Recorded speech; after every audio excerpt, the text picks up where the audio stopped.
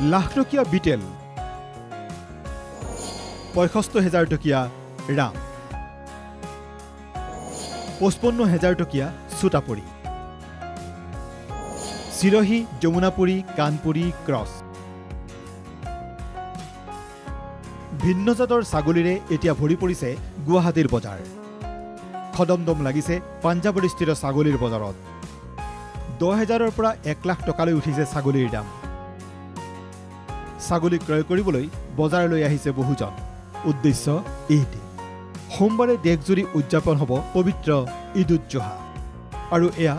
ঈদ-উজ-জোহাক আদৰাৰ প্ৰস্তুতি আছে তোতাপুৰী আছে কাণপুৰী আছে আপোনাৰ ক্ৰছ আছে লোকেল আছে কোন জাতৰ ছাগলী আটাইতকৈ দাম বেছি এটা আপোনাৰ হেৰি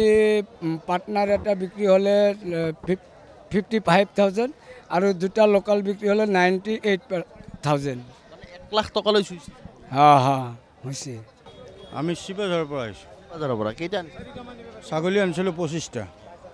তাৰে মানে বিক্ৰী হ'ল মোটামুটি 15টামান বিক্ৰী হ'ল কিমানকৈ বিক্ৰী কি কয় কিমানত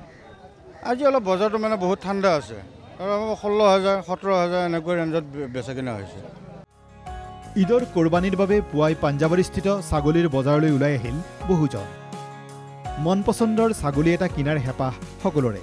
কিন্তু বৰ্ধিত দামে কিছু আশাহত কৰিলে বহুজনক কাৰণ পূৰ্বৰ তুলনাত প্ৰায় ৪-৫ হাজাৰ টকা বৃদ্ধি পাইছে ছাগলীৰ দাম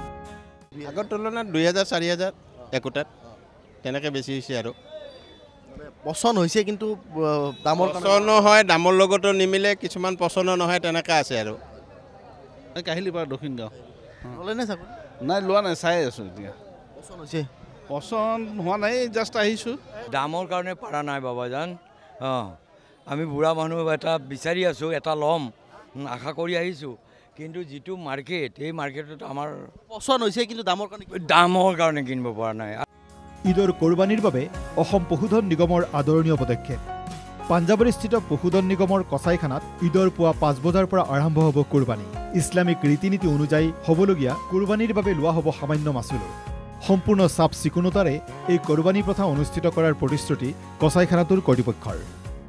প্ৰত্যেক বছৰৰ দৰে এই বছৰ আমাৰ ইয়াত ইমাম আহিব ইমাম মানে যোনবোৰ মানুহে ইয়াত ছাগলী কাটিব তেওঁলোকে ইমাম লৈ আহে তেওঁলোকে ৰিচুৱেল কৰাৰ পাছত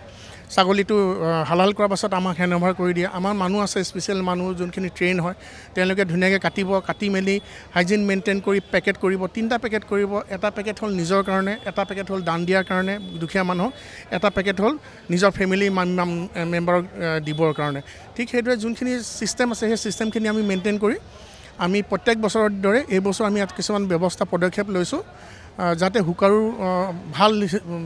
ভালকৈ যাতে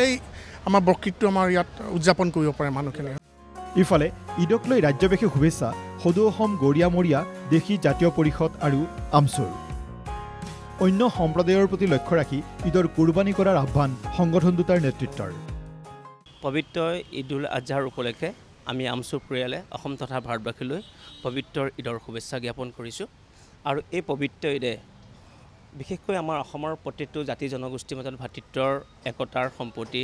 এনাৰ্জিলৈ অধিক টনকিয়াল কৰা তাৰ আমি আশা কৰিছোঁ আৰু সৰ্বশক্তিমান মহান সৃষ্টিকৰ্তাই সকলোৰে মাজত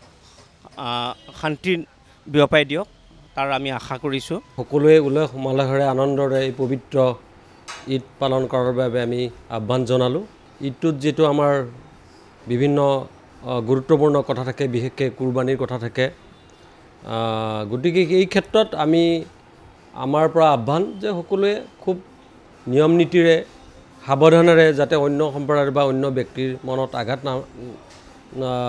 নিদিয়াকৈ মানে অতি পৰিষ্কাৰেৰে আৰু পৰিচ্ছন্নতাৰে অতি ডিচিপ্লিনেৰে অনুশাসনেৰে আৰু চৰকাৰে বন্ধা নিয়ম নীতিৰে যাতে আমি কামবিলাক কৰোঁ তাৰ বাবে আমি ৰাইজক আহ্বান জনাইছোঁ এনে ব্যাপক প্ৰস্তুতিৰ মাজেৰে সোমবাৰে দেশজুৰি অনুষ্ঠিত হ'ব পবিত্ৰ ঈদ-উজ-জোহা বিশ্ব শান্তি আৰু ভাতৃত্ববোধৰ বাবে আল্লাহৰ ওচৰত দোৱা মাগিব প্ৰতিগৰাকী ইছলাম ধৰ্মাৱলম্বী লোকে NKTVৰ ফালৰ পৰাও প্ৰতিগৰাকী ইছলাম ধৰ্মাৱলম্বী লোকক জনাইছোঁ পবিত্ৰ ঈদৰ আন্তৰিক শুভেচ্ছা ভিডিঅ' জাৰ্নেলিষ্ট ৰাতুল ৰিয়ানৰ সহযোগত ৰবিউল আলমৰ ৰিপোৰ্ট NKTV